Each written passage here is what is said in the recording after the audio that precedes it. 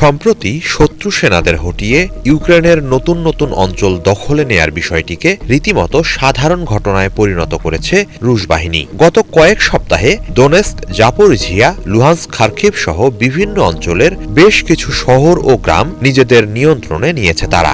সব মিলিয়ে যুদ্ধক্ষেত্রে রুশ বাহিনী সুবিধাজনক অবস্থায় আছে। প্রতিদিনই শত্রু প্রাচীর ভেঙে তারা এগিয়ে যাচ্ছে বলে জানিয়েছে রাশিয়ার প্রতিরক্ষা মন্ত্রণালয়।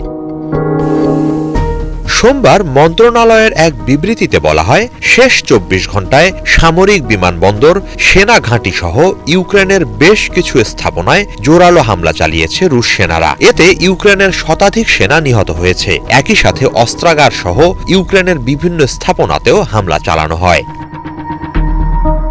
বিবৃতিতে ইউক্রেনের বেশ কিছু ক্ষেপণাস্ত্র, বোমা, রকেট ও ড্রোন হামলা প্রতিহত করার কথাও জানিয়েছে রুশ প্রতিরক্ষা মন্ত্রণালয়। বলা হয়, ক্রিমিয়ার বন্দর নগরী সেভাস্তোপোলে ইউক্রেনের ছোড়া অন্তত ৪টি ক্ষেপণাস্ত্র ভূপাতিত করেছে রাশিয়ার আকাশ প্রতিরক্ষা ব্যবস্থা। ওই হামলা চেষ্টায় কোনো ক্ষয়ক্ষতি হয়েছে কিনা তা খতিয়ে দেখা হচ্ছে বলে জানিয়েছেন সেভাস্তোপোলের গভর্নর মিখাইল রাজভোজায়েভ। এদিকে রাশিয়ার সীমান্তবর্তী বেলগোরোদ অঞ্চলে ইউক্রেনের হামলায় ৪ নারী, ১ শিশুসহ অন্তত ৭ জন আহত হয়েছেন বলে জানিয়েছেন সেখানকার গভর্নর ভিচেস্লাভ গ্ল্যাদকোভ। পরিস্থিতি সামাল দিতে প্রয়োজনীয় সব ব্যবস্থা নেয়ার কথা জানান তিনি।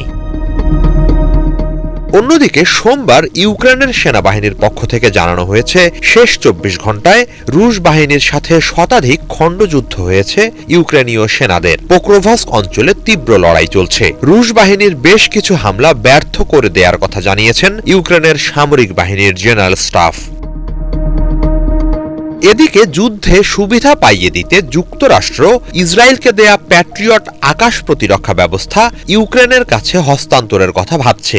সম্প্রতি আন্তর্জাতিক বিভিন্ন গণমাধ্যম ফলাও করে এই সংবাদ প্রচার করছে।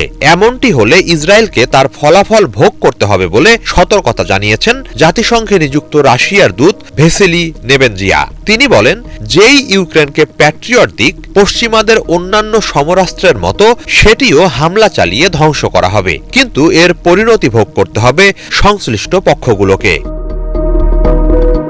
হিজল জুবায়ের, বাংলা ভিশন।